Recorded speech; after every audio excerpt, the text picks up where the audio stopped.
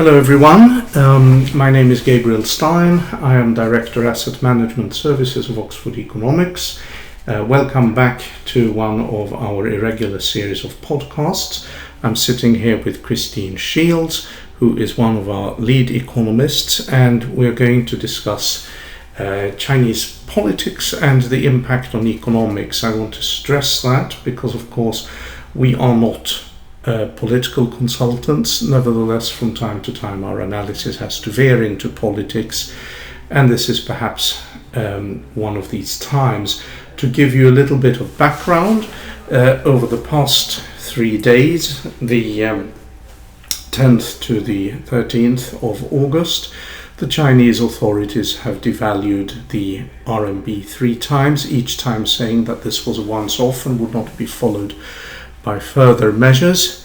And this comes at a time when the Chinese economy is slowing sharply, and at a time when the Chinese leadership is closeted in the seaside resort of Beidaihe, discussing the outline for the next 5-year plan. And so I think the first thing we should ask is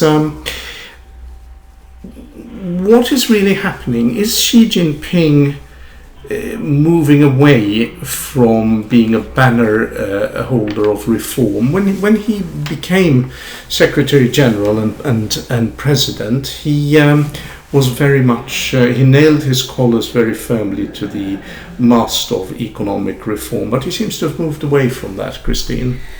Well, I'm not sure he has fully moved away from it, actually. There were some rather positive aspects of the developments in the last 3 days. But there are certainly signs that he has moved to some extent away from reform. I'll come back to the positive signs in a minute. In terms of moving away from reform, the economy, developments in the economy have to some extent prompted the change this week because, as you rightly say, performance has deteriorated and there's very little feel-good around in the Chinese economy at the moment, particularly with the stock market gains evaporating. I was going to say that's part of it, the weak stock market. Absolutely. I mean, the market is still up on where it was a year ago, but the bubbly gains have largely gone. In spite of a series of measures from the authorities. Despite a series of possibly misguided measures by the authorities to intervene, because they really have stepped in to interrupt the market mechanism in the stock market. And it's very much, I think, a politically inspired intervention. But clearly, when you've had a period of an asset bubble blowing, there are positive wealth effects while it's building, but then once it starts to burst, there's negative wealth effects, and it's never clear that the losers are the same as the winners. Well, they rarely are, of course. Now, part of the problem that at least it seems to me we're seeing in China right now is the political and decision-making paralysis that is partly an effect of Xi Jinping's anti-corruption campaign. I should say the idea of getting rid of corruption is, of course, an excellent one, but the problem is there are only 2 ways of getting rid of corruption historically. One is to have well-paid civil servants with transparent jobs. The Singapore model. The Singapore model, if you want, and transparent decision-making. Yeah. And this used to be the Chinese model, by the way. This was the Chinese model that was the basis for the civil service reforms in Britain and Sweden and so on in the 19th century, a meritocracy. And China is not moving in this direction. And the other way of getting rid of corruption is, of course, to eliminate anyone who is corrupt. And historically, we have seen that works in the short time, but eventually the people around you, who by the very nature of the system will also be tainted by corruption, turn against you. And it seemed to me that initially, when Xi Jinping started the anti-corruption campaign, it was a question of getting rid of his predecessors' loyalists and cementing his own hold on power. But this now seems to be going further. It may be that he really believes he can get rid of corruption this way. I think he is very firmly determined to get rid of corruption. But as you rightly say, it's a very difficult thing to actually eliminate, particularly in a country like China, where the the system is still very centralised. And, it's the interplay between the regions and the centre and the differing incentives for each. And where above all, decision-making is very opaque. And decision-making is very opaque, which is why it's interesting all this is happening now, when the leadership is away contemplating the planning for the next 5 years. But behind it all is the perennial tension between the reformists and the conservatives. And clearly there's periods when the reformists have been very much holding the upper hand, and equally there are times when the conservatives move ahead, which I think was the case, as I've alluded to, with the stock market. I guess that's an element of the winners and losers on whatever the issue is. But the problems are very deep-seated in China. This goes back decades, really, and she is quite right to try and address these issues, particularly as the economy now is largely private sector. And I think the traditionalists haven't quite appreciated how much the levers of power levers of economic power that they can manipulate have changed over the past decade, particularly over the last few years, I think. I think that's true. What worries me here, I suppose, is a scenario which perhaps is somewhat far-fetched, but something along these lines. So we have the anti-corruption campaign, which admittedly has also caused some policy paralysis, but above all we have the weakness in the economy, which is quite substantial. Our various attempts to gauge what underlying Chinese growth is indicate that current output growth probably is already below 6% and might be less than that. And we believe, because it's been the case for the past few leadership generations, that the way the Chinese political system works is that you get 2 5-year terms as a pair. One is president and party leader, and the other is prime minister. So we now have Xi Jinping as president and Li Keqiang as prime minister. But of course, there's nothing predestined about that. Even without any kind of open, I'm trying to think of a word here, even without a coup, but that's the wrong word.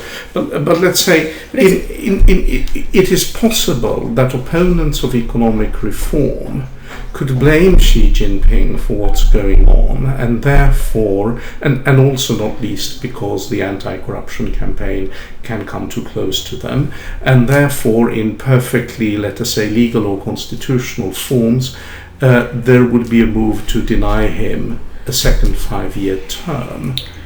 That's a possibility, of course, but I think two things really. First is that when he came to power, he took on the control of the military immediately. Yes, he became chairman of the military commission. Yes, and that was actually a big step, indicating that he actually was in some ways more powerful than his predecessor was. So I think to see him not serve a second term would be a particularly large fall from grace.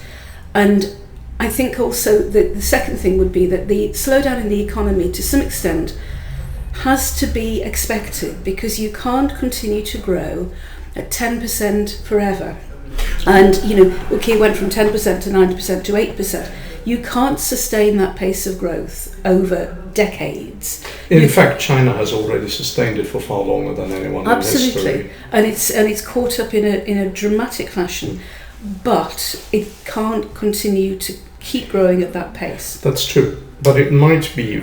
I suppose what I'm getting at is, whatever the reason might be to replace Xi, if indeed that were to happen in 2017-18, and I grant, by the way, that the likelihood is very small, but if that were to happen, we would almost have to assume that the replacement would come from the ranks of those opposed to economic reform, someone who believes that the tried and true methods of export-led and investment-led growth that have served China well in the past would serve well in the future, even though that is highly unlikely, even if for the simple reason that returns on investment can simply not keep up with it.